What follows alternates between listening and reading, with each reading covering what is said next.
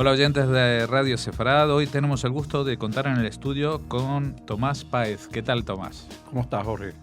Muchas gracias por venir aquí. Tú eres el autor de un libro que bastante reciente, se llama La voz de la diáspora venezolana, del cual seguramente hablaremos también, pero porque tú eres sociólogo, has trabajado casi siempre en la universidad en Venezuela y sigues vinculada a ella.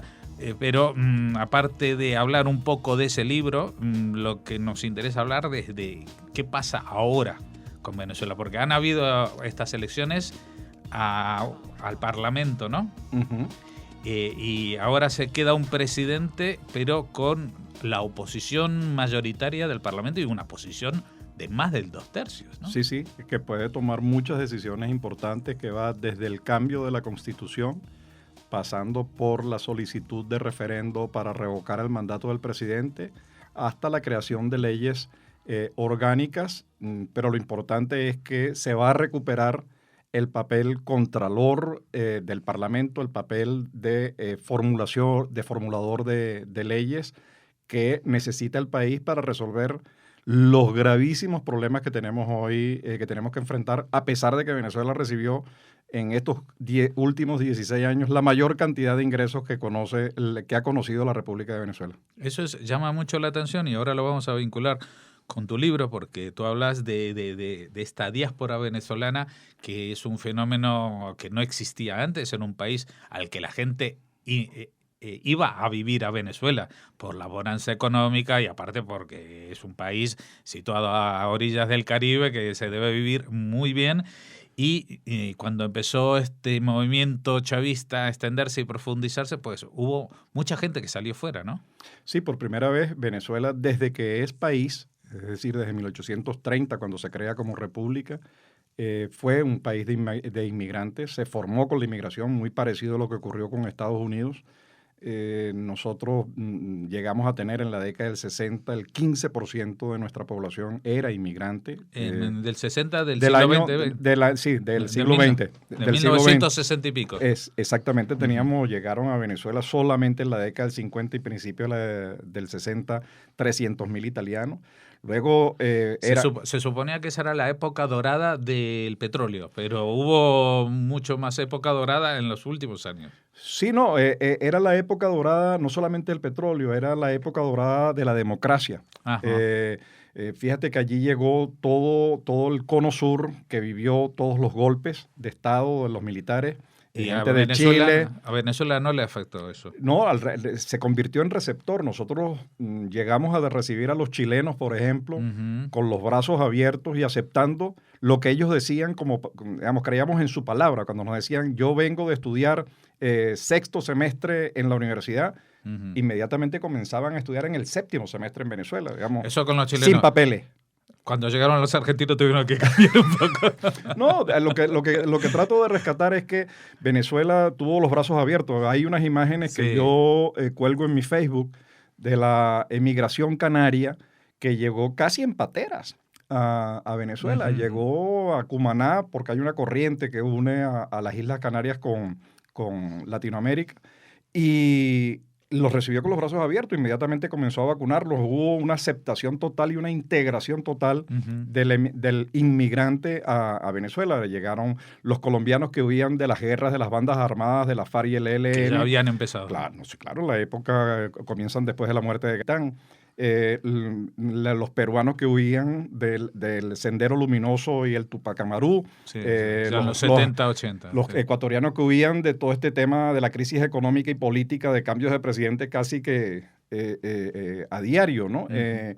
Entonces, Venezuela se convirtió en un imán para el mundo y se benefició, obviamente. Le dio cobijo, pero al mismo tiempo se benefició de todo el aporte que hizo esta comunidad global al desarrollo de Venezuela y que se expresa en industrias, que se expresó en belleza, que se expresó en un crecimiento bestial de Venezuela en la década de los 50, 60, que llega hasta recientemente, cuando hemos entrado ya en una debacle económica a pesar del precio petrolero. Y eso es que justo cuando sube, digamos, al poder el chavismo, pues justamente se benefician de unas subidas impresionantes del precio del petróleo, más arriba de los $100, que era un precio que ni en las épocas del embargo de los años 70 por la guerra en Oriente Medio, pues se había llegado a esas cifras ni soñando, ¿no? No, claro, es que aún hoy día con el precio a 30 y tanto, es un excelente precio de mercado. Digamos, Venezuela llegó en la década, al inicio de este gobierno, en el año 97-98, nosotros llegamos a tener el petróleo en $7 y $9 el barril. Estamos hablando de menos de un tercio del precio actual. Y sin embargo el país funcionó. Es decir, que tenemos un excelente precio hoy. Lo que pasa es que teníamos un precio monumental. Tener el Ahora, precio... con ese precio, pues tendrían que haber chapado las calles en oro, ¿no? Pero ese pero es importante. Claro. No, fíjate lo que tenemos al final, que es lo que estamos recogiendo. Tenemos el 50% del parque industrial desapareció, y estoy hablando de cifras oficiales, vamos, cifras del Instituto Nacional de Estadísticas de Venezuela. Tenemos la inflación más alta del mundo. Estas no son cifras del Banco Central de Venezuela, porque no ha producido la información en los últimos 8 meses, aun cuando está obligado a producirla. Tenemos el cierre del tejido empresarial. No tenemos censo en Venezuela del tejido empresarial, pero las estimaciones del Observatorio de la Pequeña y Mediana Empresa indican que estamos entre el 12 y el 15% del cierre de las empresas, ¿no? Tenemos la deuda. El gobierno arrancó, cuando inició operaciones, con una deuda de $30.000 millones y con unas reservas internacionales que superaban eso. Hoy tenemos una deuda de $200.000 millones aproximadamente, y tenemos en reserva como $14.000 millones. Es decir, que da para unos cuantos meses nada más de importaciones, ¿no? Tenemos además una fuga de capitales de aproximadamente $200.000 millones que no sabemos dónde están ni cómo se han ido, por qué caminos se han ido. Tenemos una situación de deuda privada con las líneas aéreas de cerca de $3.000, $4.000 millones, con los proveedores de medicina, con los proveedores de insumos de alimentos, con los proveedores de PDVSA, etcétera, etcétera. Digamos, tenemos sobre nuestras espaldas, han dejado un país absolutamente desmoronado. Pero aparte que todas estas cifras que son, digamos, de la macroeconomía, ya se han impactado de lleno en la población, que están los supermercados desabastecidos. Claro, no hay, digamos, Venezuela se convirtió en el país del no hay, y de la sociedad yo y yo ya, porque cada quien es el sálvese quien pueda. Sálvese si consigo el pollo, o si consigo el papel higiénico, o si consigo el repuesto para el coche, o si consigo la batería para el coche. O las dosis de quimio se las dan de acuerdo no a lo que estipula el protocolo médico, sino de acuerdo a lo que hay. Cuando llegan. Cuando llegan. Hay un tema ya que se está hablando de crisis humanitaria. Hay personas, lo que se está enviando hoy a Venezuela era un poco lo que ocurría con Cuba, que estás enviando desodorantes, papel higiénico, y luego estás enviando medicinas, porque las enfermedades, gente que tiene enfermedades crónicas, Alzheimer, Parkinson, etcétera, etcétera, necesitan unas ciertas dosificaciones que no existen hoy en el país, producto de esta deuda contraída con las empresas farmacéuticas, con los proveedores. Bueno, tú hablabas de Cuba, y me parece que hoy en día hay más desabastecimiento en Caracas que en La Habana, ¿no? Sí, lo que pasa es que además en el caso de La Habana... Tienen un embargo. No, es que el embargo es el pretexto. El embargo es el pretexto. Tiene un buen pretexto. Se han valido de eso para mostrar su ineficiencia. Fíjese que lleva un año en procesos de negociación y de apertura. Y seguimos. Claro, porque, digamos, si fuese el único mercado y el único proveedor en el mundo, pero estamos hablando de 190 países con los cuales comprar, ¿no? Pero ya lo bueno de este acuerdo con Estados Unidos es que se les acabó el pretexto, ¿no? Digamos, ya no tiene más pretexto. Ya no puedes decir buscar el culpable, porque eso le gusta a los regímenes totalitarios, ¿no? Es decir, buscar algún culpable, desde el infiel, que no comparte mi religión cuando se trata del totalitarismo religioso, o desde la raza cuando no eres... no posees la raza que yo defino como importante, o cuando no compartes la idea que yo defino como la que debe regir en una sociedad. Bueno, ahí la gente se está escapando. Hay un problema enorme en Costa Rica con gente que está represada porque la gente sabe que con este acuerdo se acaban las ventajas de poder llegar a Estados Unidos con el tema ese del pisar el suelo americano para obtener, en ese acuerdo cubano-norteamericano que hay, en el que si el cubano llega y toca el piso, ya recibe... ¿Y los venezolanos tenían algo similar? No, los venezolanos no. Los venezolanos ahorita tenemos más bien un conjunto de personas que se han ido. Tenemos viviendo ya en Estados Unidos, que es el primer polo de atracción, 300,000 venezolanos. La solicitud de viajes se ha incrementado y la solicitud de visas, más que de viajes, porque también ha disminuido la frecuencia de vuelos producto de la deuda que tiene el gobierno con las líneas aéreas. Y tenemos en este momento 1,5 millones de venezolanos, más o menos, no es censo, sino aproximaciones de venezolanos viviendo fuera de Venezuela por todo este cuadro. No hemos hablado del otro tema preocupante, que es la inseguridad jurídica y personal. La inseguridad ciudadana en las calles, ¿no? Porque dicen que es el país con no mayor delincuencia en la calle, que es más peligroso. Creo que estamos detrás de Honduras en esa cantidad de asesinatos por cada 100,000, de homicidios por cada 100,000 habitantes.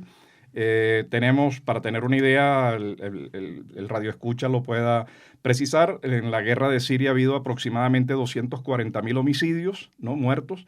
En Venezuela, sin guerra, tenemos 200,000 en la sumatoria de los últimos 15, 16 años. ¿Y dónde ha muerto esa gente? Todos los días. ¿En las manifestaciones? No, en todos lados, digamos. Tenemos un promedio de... las cifras varían. ¿Muertos en la calle por asalto? Por asalto, te excluyo los secuestros que también derivan en asesinatos. Ese es un dato oficial. Estamos en el segundo lugar también a escala global, es decir, un honor dudoso, ¿no? Y eso, por ponerlo, dar un toque de humor, eso, como diría Obama, eso sin tener permiso para armas de todo, ¿no? Bueno, sí, exacto. Sin tener el permiso de armas, tenemos 15 millones de armas en una población que, de acuerdo al censo, que ya hay dudas, tenemos como aproximadamente, digo aproximadamente porque tampoco es 28 millones de habitantes, más o menos, entre 28 y 30 millones de habitantes.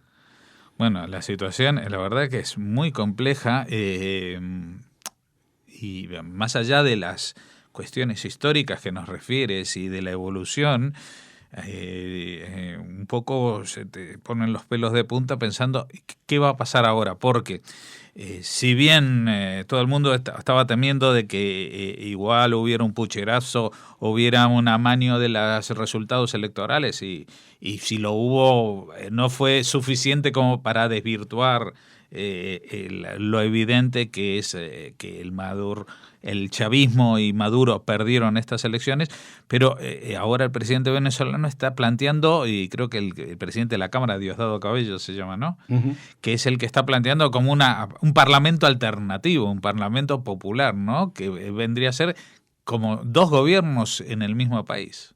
Fíjate, hiciste mención a las elecciones. Yo quiero decirle a tu radio escucha que nosotros estábamos jugando en un campo inclinado en nuestra contra y con el árbitro y como árbitro el gobierno, ¿no? Uh-huh. Digamos, imagínate, meter goles en esas condiciones es muy difícil, ¿no? Y entonces no solamente metimos goles, sino que ganamos por goleada. Esa goleada es la siguiente, es la goleada de un país.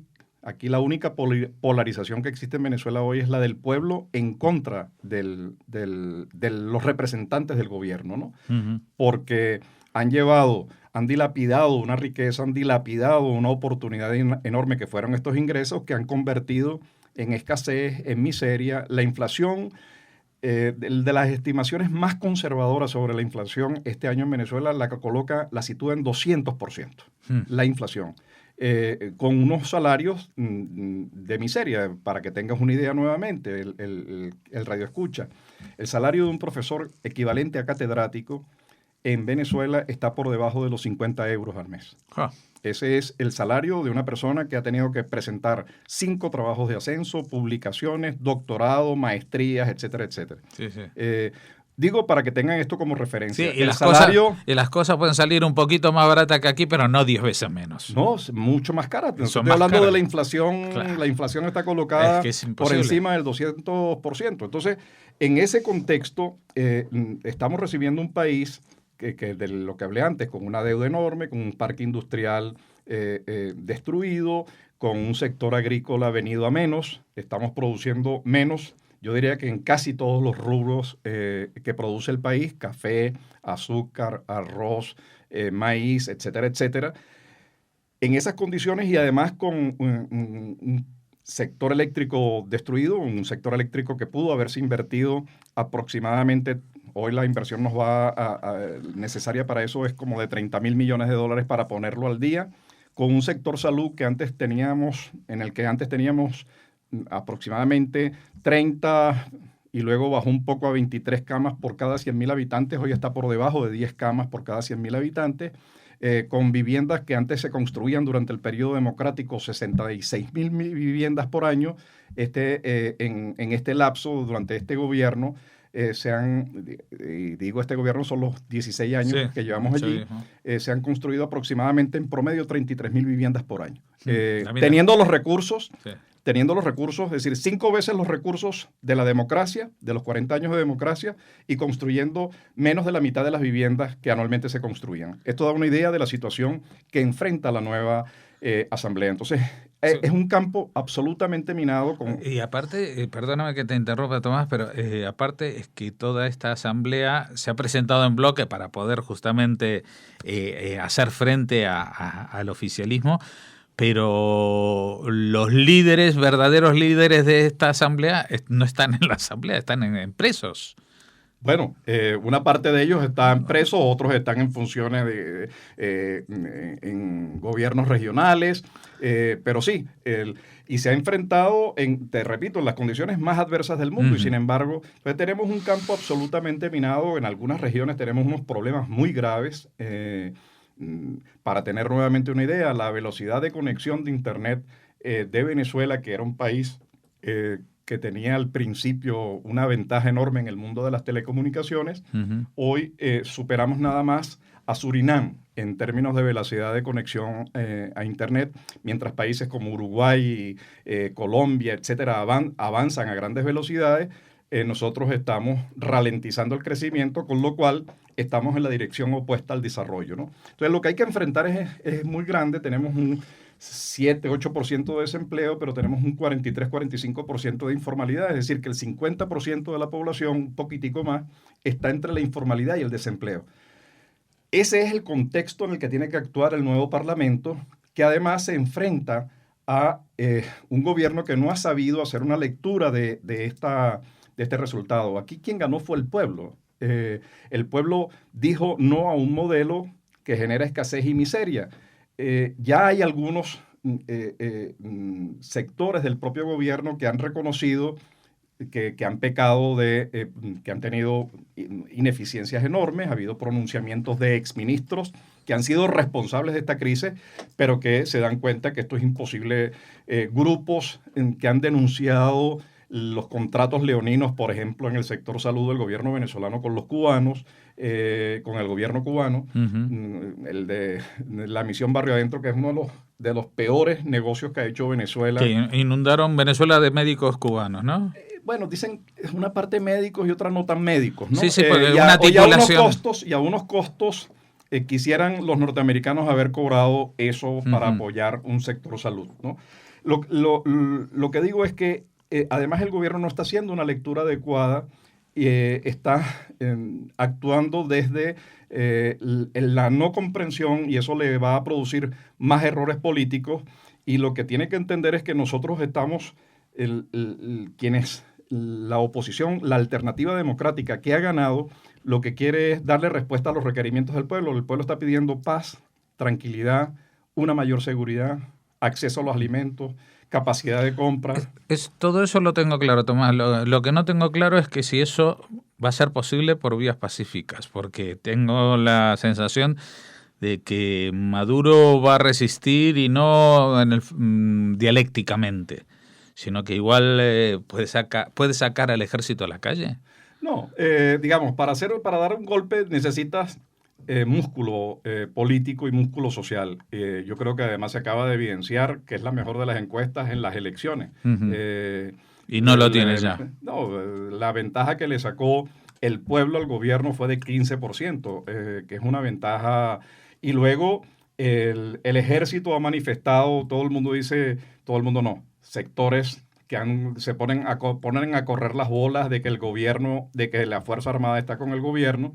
Bueno, resulta que en el año 2007 el gobierno perdió por un margen mucho menor el referéndum y estaba el líder fundador el difunto presidente del país y tuvo que aceptar que había perdido. Y eso fue, el ejército actuó como actúa todos los ejércitos, que es cumpliendo su función de respetar las decisiones de la sociedad civil.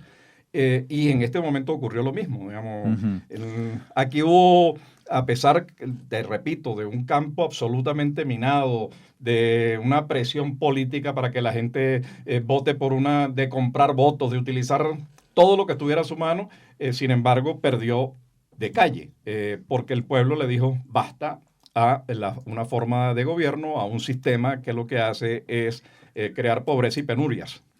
Bueno, esperemos que dentro de poco a Maduro se le aparezca aquel pajarito y le diga, pues si no ganamos, tampoco pasa nada, retírate con dignidad. Muchas gracias, Tomás Páez, por traernos esta voz, no de la diáspora venezolana, aunque tú estás con un pie dentro y un pie fuera, viajando mucho, que era el título de tu libro, que lo recordamos. ¿En qué editorial está? El editorial de Catarata. Pues le recomendamos este libro no solamente a los venezolanos, para entender lo que pasa en la realidad latinoamericana y más allá. Agradecemos mucho que te hayas acercado a nuestro estudio, justo en unos días como estos, que son de grandes esperanzas y también un poquito de resquemor a ver por dónde tira la cosa, ¿no? Bueno, yo confío que la sociedad española sepa identificar dónde están los enemigos de la democracia y pueda favorecer a los amigos del desarrollo, a los amigos de la libertad y no a los enemigos.